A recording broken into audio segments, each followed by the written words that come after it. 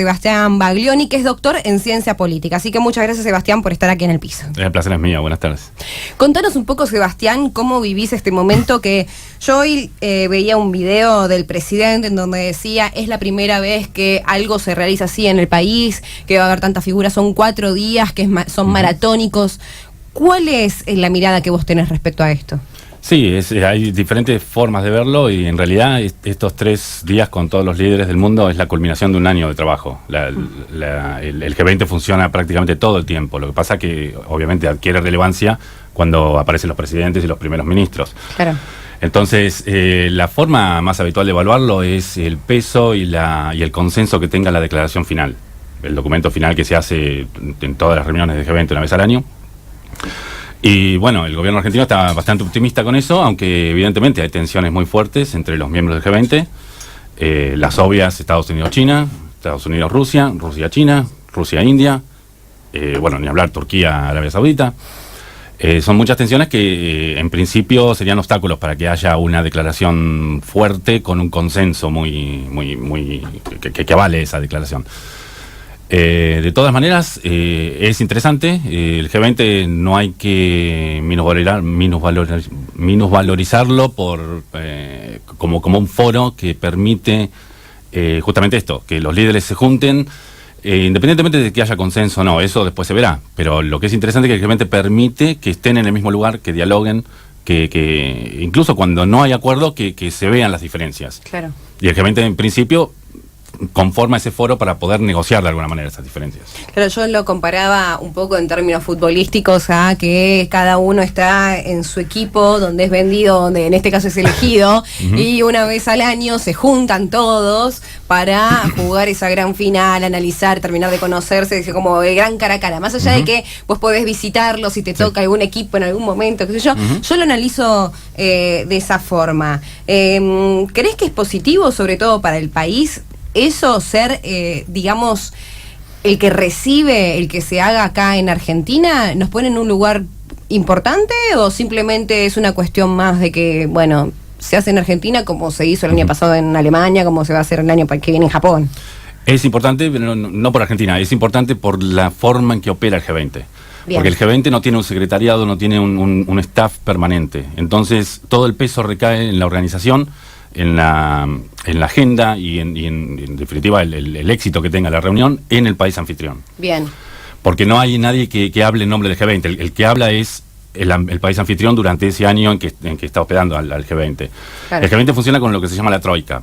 Sí. La troika la conforman el último país anfitrión, en este caso el año pasado Alemania, Argentina este año y Japón el año que viene. Claro. Los 3 países colaboran para con la experiencia del que lo hizo, la experiencia del que lo está organizando ese año y la experiencia que chupa.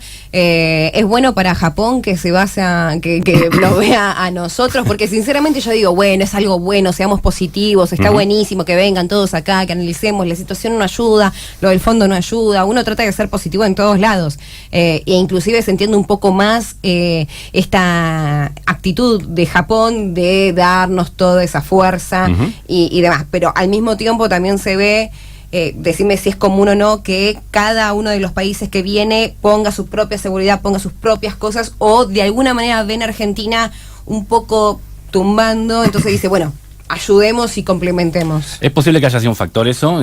Argentina no se la considera un país tan seguro, pero también es muy relativo, porque el año pasado en Alemania hubo enormes incidentes y bueno... Sí, con la mujer, o sea, con la primera dama de Estados Unidos. Me acuerdo que en la puerta del hotel hicieron una manifestación.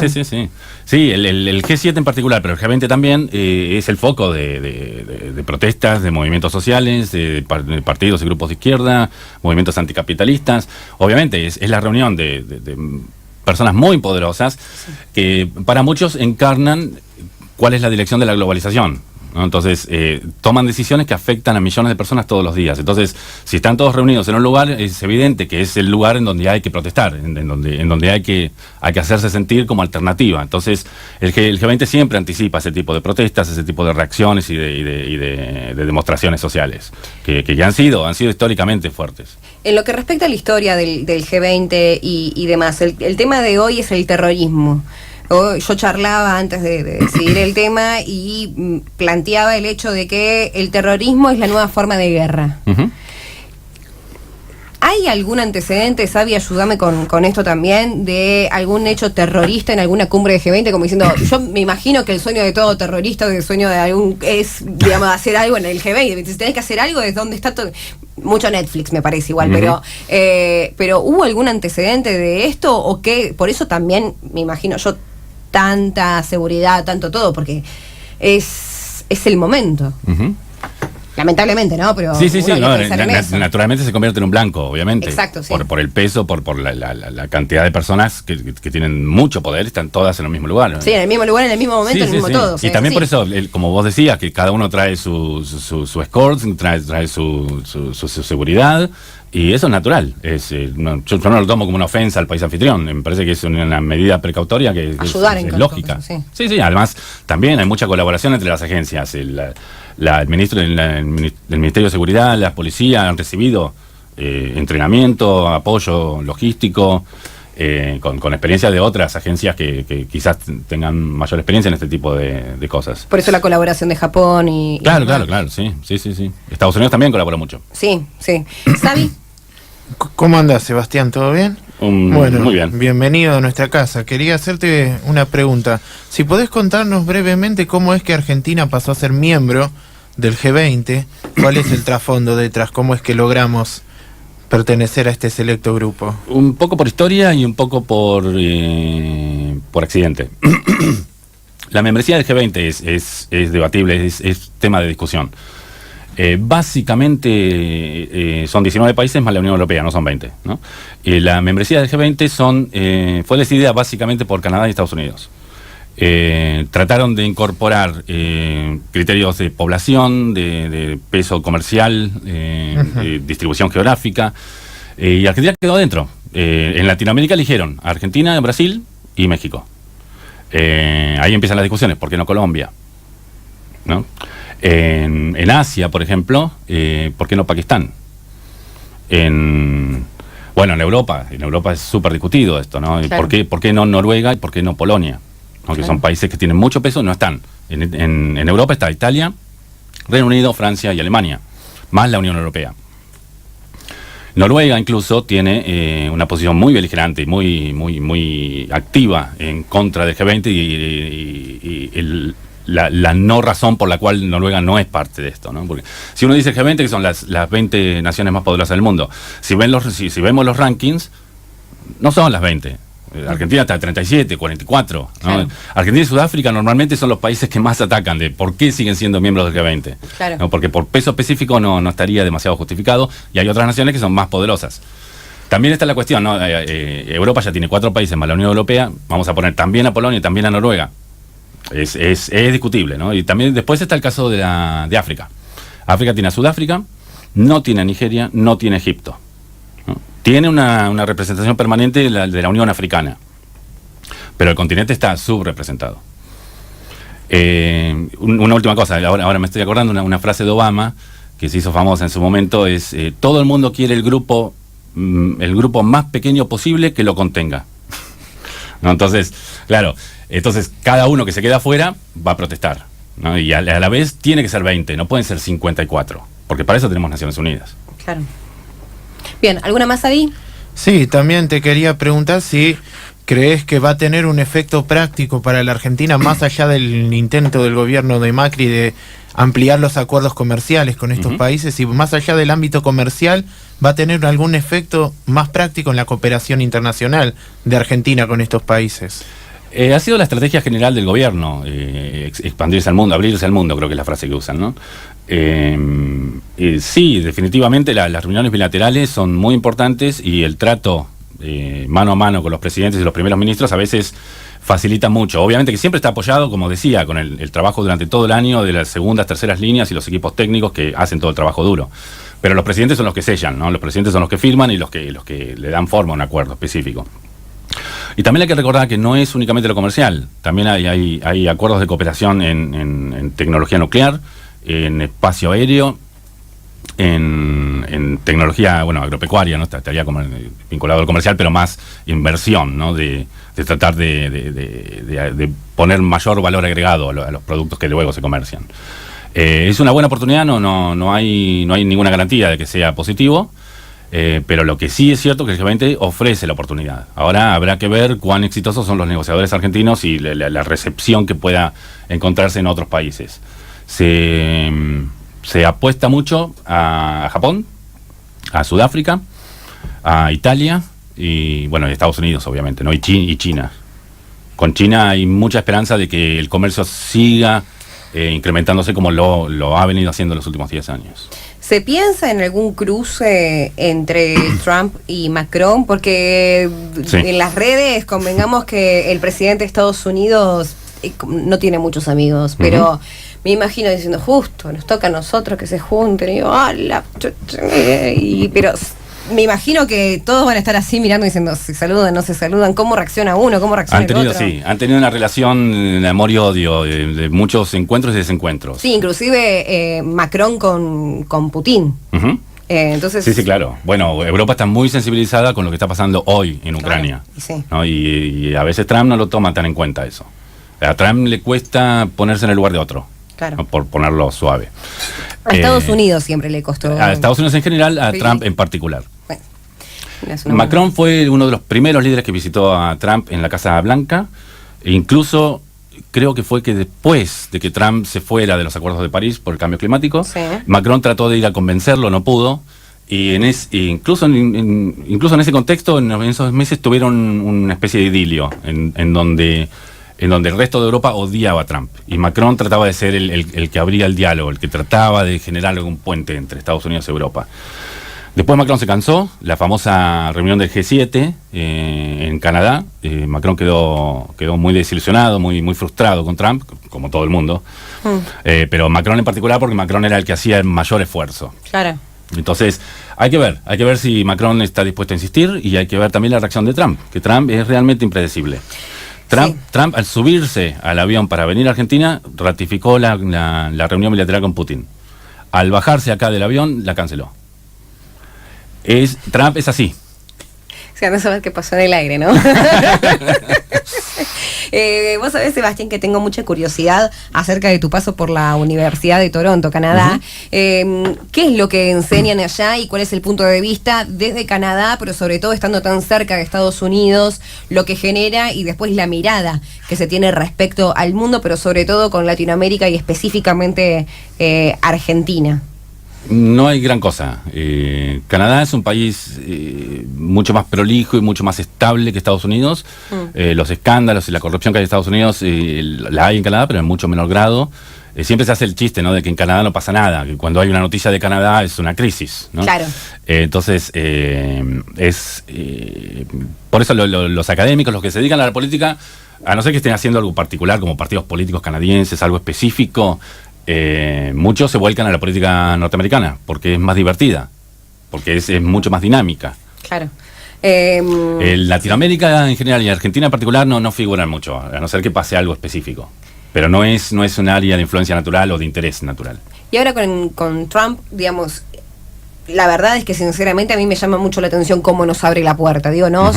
Por argentinos, ¿no? Pero tiene que ver con la relación que tiene con Macri, con intereses que tenga acá, con estos tantos enemigos que se gana en algunos lados, como diciendo, bueno, busquemos algún aliado, no sé si somos fuertes o no, pero también estamos en un lugar estratégico en el mundo. Entonces, ¿cuál es el análisis que haces respecto a eso? Porque al principio empezó la joda por los limones y después, bueno, jugamos al golf, bueno, presidente Macri, lo quiero y lo estimo, y después llamando al fondo para que no... Sí, yo no sé si desconfiar, si que me dé miedo, qué sé yo, no sé, necesito un análisis. Sí, no, tenés razón, porque están pasando cosas ahí y no sabemos un tercio, o no sabemos 2/3. Yo desconfío, ¿qué crees? A mí me mandan los tanques de guerra y yo te lo desconfío, ¿viste? Digo, ¿qué? Pero yo creo que nada es gratis. Digo, ay, buenísimo, pero... Lo que es cierto que la administración Trump ha tenido un apoyo abierto y oficial, formal, muy, muy sólido para con Argentina y Sí. para con Macri en particular. Claro, yo creo que es eso. Entonces no sé si asociarlo con la relación que tiene con el presidente, que ambos eran empresarios, se conocían de antes, bla, bla, bla, bla, o una cuestión estratégica que le interesa puntualmente, o la relación que tiene inclusive la inteligencia con Carrió o con Patricia Bullrich. Sí. ¿Viste? No, Sí, sí. son Hay muchas. cosas que no sabemos. No, y nunca es así, vamos a saber. Y probablemente nunca sepamos. La relación personal con Trump, yo no recuerdo los detalles, pero creo que terminó mal entre ellos. De todas maneras, Trump... Macri dice que le ganó al golf y nunca se lo perdonó. Puede ser. Porque viste la vida de ellos. Sí. Pasa por ahí. Sí. Trump es así. Yo veo televisión de Estados Unidos y es impresionante las cosas que cuentan a diario, ¿no? Sí. De anécdotas y de actitudes que tiene. Pero justamente, incluso si la relación realmente terminó mal entre ellos o con una competencia que uno ganó y otro perdió, Trump valora el trato personal.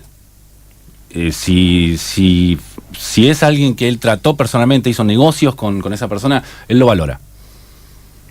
Porque él se ve a sí mismo como un outsider, él se ve a sí mismo como alguien que viene a quebrar el sistema democrático, el sistema político tradicional, y entonces desconfía de los políticos.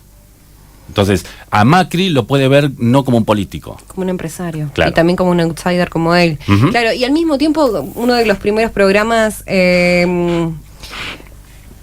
que hablábamos era la derecha al poder y cómo se fue dando tanto en Estados Unidos, en Argentina, bueno, en Europa, acá en Brasil, justo se dio con el tema de las elecciones en Brasil, y al mismo tiempo cómo la gente, esa polarización que hay, porque termina generando eso, más allá de que hay un montón de candidatos, pero cómo la gente termina eligiendo la derecha por una cuestión de rechazo y no por elección, diciendo, bueno, no quiero más esto, entonces voy a elegir esto por una cuestión de ser contra. Sí. ¿Vos lo ves eso en Estados Unidos y lo ves en todos estos lugares que elegí o sea, y que nombré, o una cuestión de, bueno, no, hay que cambiar? Y esta cosa también que decías de que se ve reflejado en Macri, del outsider, como diciendo, no confío más en los políticos, vamos con este empresario que quizás si manejó una empresa puede manejar un país. Sí. En Estados Unidos tiene mucho peso esa imagen. El empresario exitoso es muy bien visto. Cosa que acá en Argentina es al revés.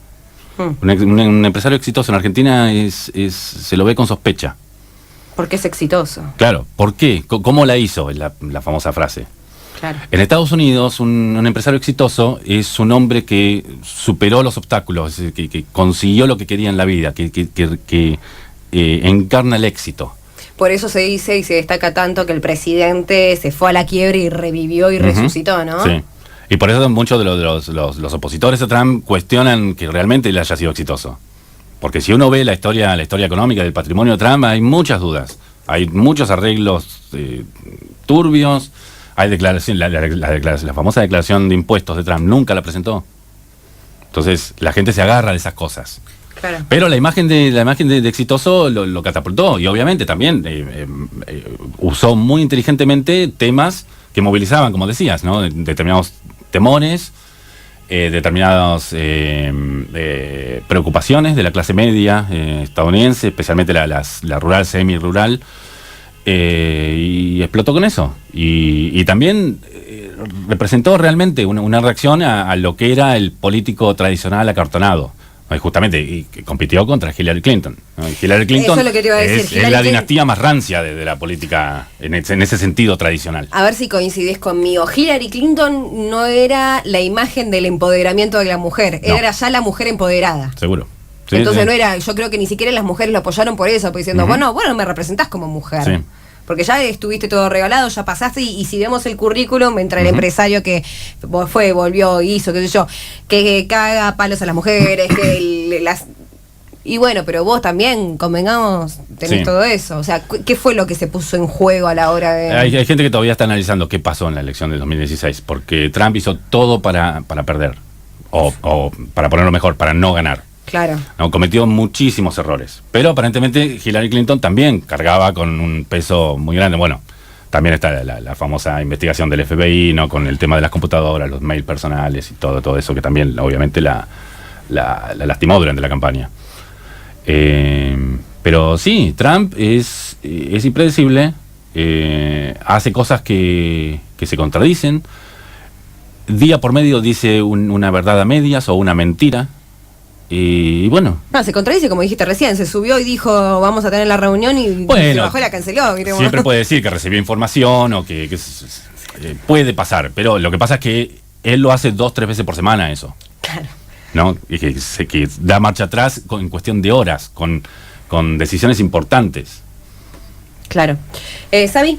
Sí, vos recién hablabas del tema de que los outsiders siempre estuvieron bien vistos también en Estados Unidos. De hecho, muchos presidentes estadounidenses venían de la milicia. Eisenhower, Claro, que no tenían experiencia política previa. Eisenhower, Tyler en 1848, Zachary Taylor, que nunca había votado, héroe de la guerra contra México, nunca había votado en su vida, dijo él, ni siquiera votó el día que se consagró presidente. Eso no lo sabía. Sí, un presidente que nunca había votado en su vida llegó a presidente. Claro. Sí, los estadounidenses siempre valoraron mucho a los hombres que se lanzaban a la política sin haber pasado por el cursus honorum. Claro. De hecho. Reagan fue actor de cine. También. Sí, tal cual, siempre lo valoraron mucho. Y en cuanto a la relación de Donald Trump con América Latina, ahora el 1 de enero asume Jair Bolsonaro formalmente como presidente de Brasil. Sí. Brasil, ¿qué relación va a tener con Estados Unidos? Porque Bolsonaro habla de una relación especial con Estados Unidos. Sí. Estados Unidos, en términos geoestratégicos, el socio natural sería Brasil. Por peso específico, por volumen, incluso por tradición diplomática. A corto plazo, Trump parece haber elegido Argentina porque Brasil no está disponible, ¿no? Por la inestabilidad, por el Lavallato, por Odebrecht, por todos esos casos.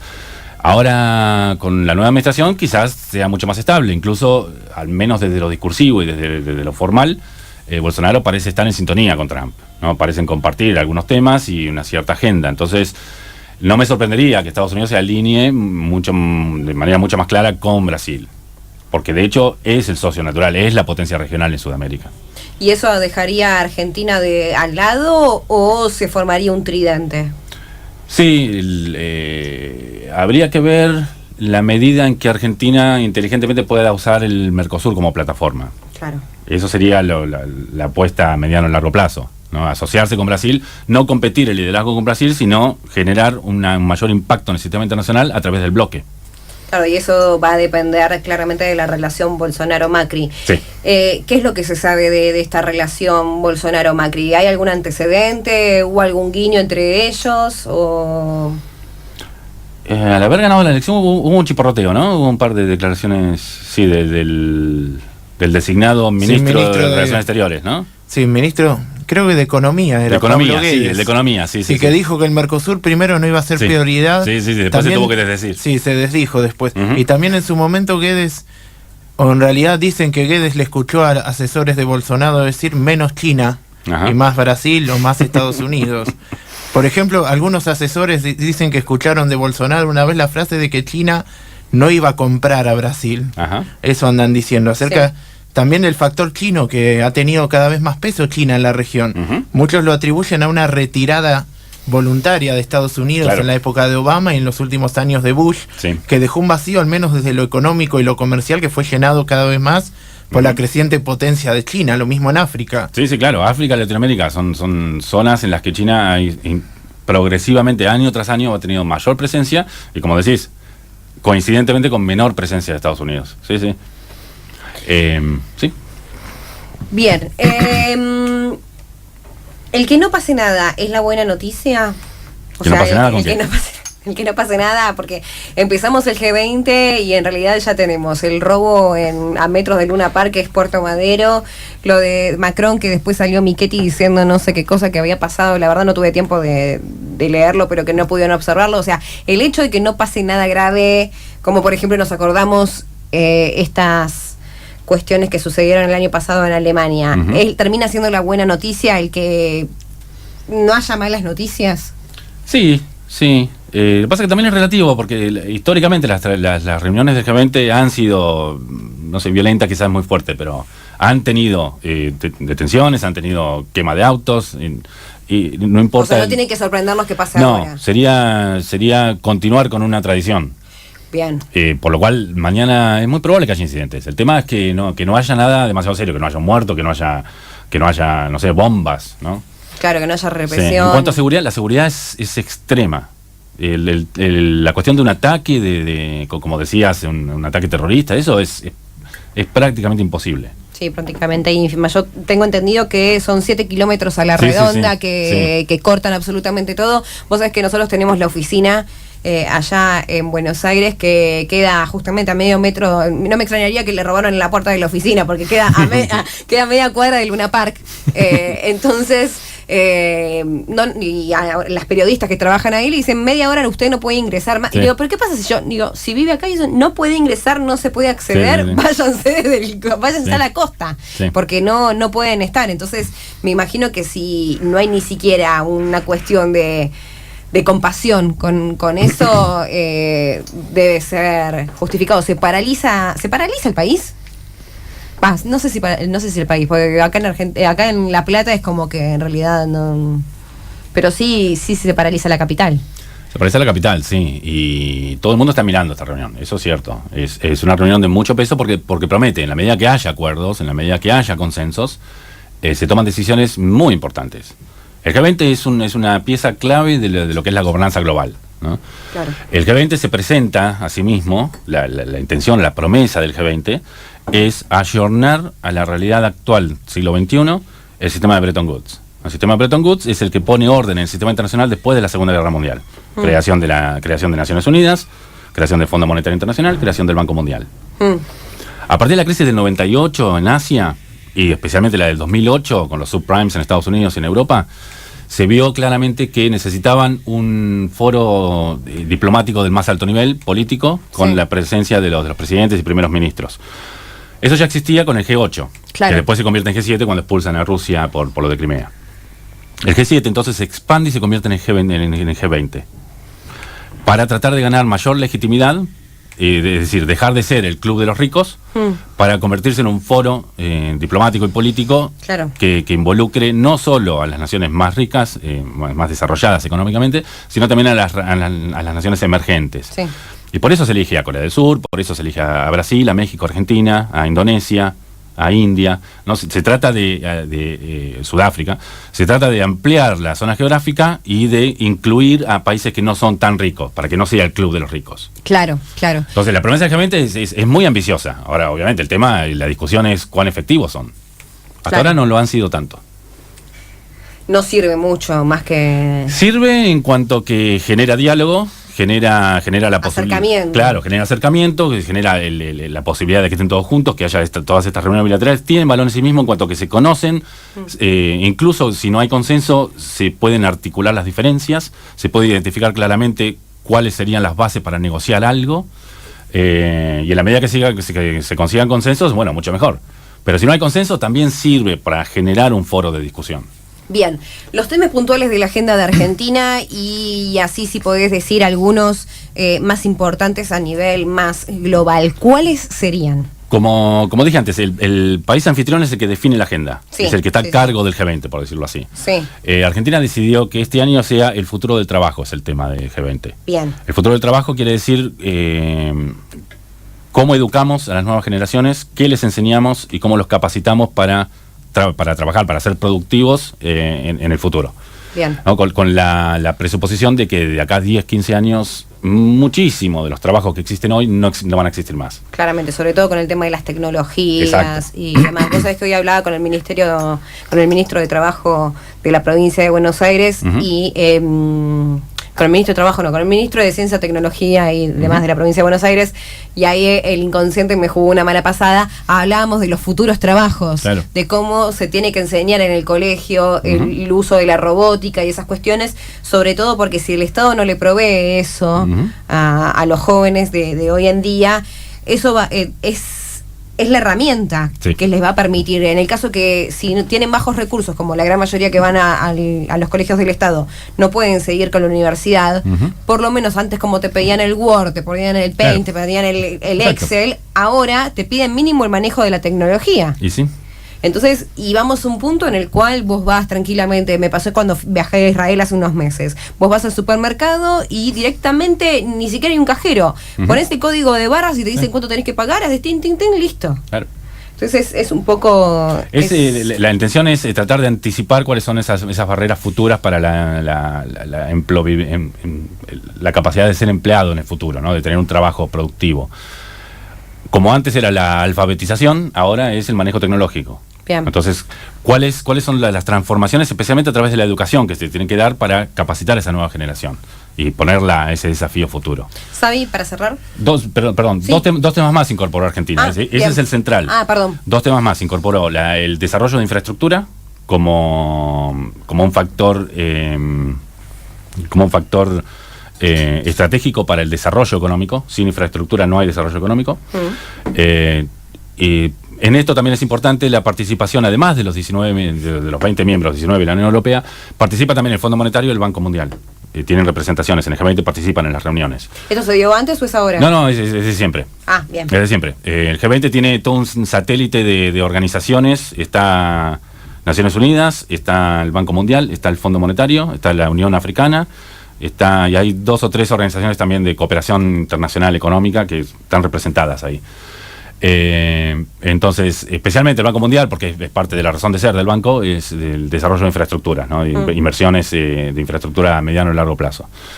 Y tercer tema que incorporó como central en la agenda argentina es la seguridad alimentaria. Bien. ¿No? Asegurarse de que nadie muera de hambre por pobreza, básicamente. Bien. Sabi, para cerrar. Sí, para cerrar te quería preguntar acerca de la presencia quizá de uno de los huéspedes también más controversiales, que es el príncipe de Arabia Saudí, que está en el ojo de la tormenta, Sí. por lo que ha pasado con el lamentable suceso del periodista que fue desaparecido y asesinado, porque ya todo el mundo lo da por hecho, hasta el Congreso de Estados Unidos y el Partido Republicano ya dan por hecho de que el gobierno de Arabia Saudí estuvo detrás del hecho. Incluso se escucharon hace unas semanas cosas insólitas en el Congreso de Estados Unidos, que los republicanos de la línea más dura le hayan pegado al gobierno de Arabia Saudita, algo que no se ha visto en 50 años, que desde la derecha política de Estados Unidos se critique a uno de los aliados, quizá uno de los más antiguos que hoy tiene Estados Unidos. ¿Qué opinión te merece la presencia del príncipe y qué postura debe tomar el gobierno argentino acerca del caso? Sí, es un tema muy delicado. En principio tiene inmunidad, no es una persona que la va a detener la policía. Bullrich no va a detener al príncipe. De hecho, Human Rights Watch desde Estados Unidos hizo la denuncia y apeló a la Corte Suprema. No va a pasar nada, pero bueno, es un recurso legal. Se lo acusa del asesinato del presidente en la embajada saudí en Turquía y también de crímenes de lesa humanidad en Yemen. ¿No? Que la guerra civil en Yemen, que está actualmente en vías de desarrollo, que aparentemente Arabia Saudita también ha hecho más de una atrocidad en esa guerra. Macron confirmó una reunión bilateral con él. No, Macron siempre es el mediador, que trata, por lo que el veo, mediador, sí. el mediador, esa es la palabra, sí. Y en Europa hay mucha expectativa a ver qué consigue Macron con este hombre. También hay mucha especulación de que Erdogan se podría reunir con el príncipe. Eso también sería interesante para ver. De todas maneras, otra de las críticas que no mencioné anteriormente al G20 es que se conoce la declaración formal, pero no se conoce ninguna de las discusiones. Son todas a puertas cerradas. No hay transcripciones, no hay nada. Claro. Lo que hay son las declaraciones de los propios líderes cuando termina la reunión y dice, hablamos de tal cosa, confirmamos tal cosa, acordamos tal cosa. Pero todas las reuniones son, no sé si secretas, pero son privadas. Claro. Entonces no hay acceso. Eso es una crítica, especialmente de los movimientos antiglobalización y anticapitalismo, se quejan particularmente de eso. ¿Eso es normal o se da ahora? No, es normal, siempre fue así. Bien. Siempre fue así.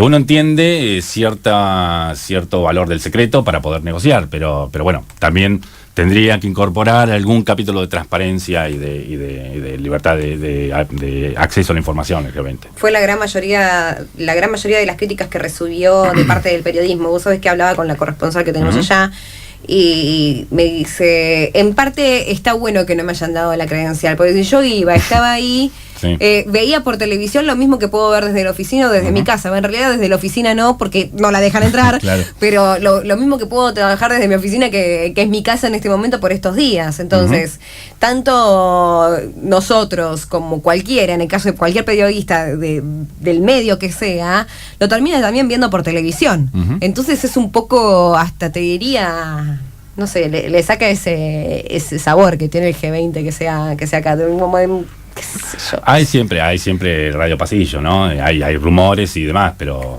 sí, las discusiones realmente, los términos y cómo negocian, no se sabe. Es muy hermético, Es sigue muy siendo hermético, bastante hermético hasta el Sí, día sí, de sí, hoy. porque en la base de que eso permite justamente la negociación. Sí, Claro, es, sí. es como que una vuelta a la diplomacia secreta del siglo XIX. Exactamente.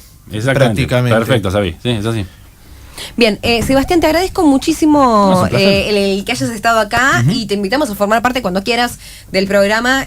Muy claro en los conceptos y también en la forma de explicarlo. Sobre todo a mí, que no soy muy bicha en este mundo, entonces lo hablo un poquito desde la ignorancia, viste, como Doña Rosa diciendo, bueno, explícame y llevámelo al terreno, bien al llano, para que podamos entendernos. Es un poco el rol de cada uno acá. Tal cual. Es el rol, de hecho, de nuestro programa también, Claro. tratar de bajar de forma sencilla a la gente todos los acontecimientos más importantes que están pasando en el mundo. Y bueno, te agradezco, Sebastián, que hayas venido a ilustrarnos, compañero mío en la Cátedra de Relaciones Internacionales 2 de la carrera de Ciencia Política en la Universidad Católica de La Plata. Bueno, un gusto que hayas venido y estás invitado a volver Muchas gracias. cuando quieras, no hay problema. Un placer.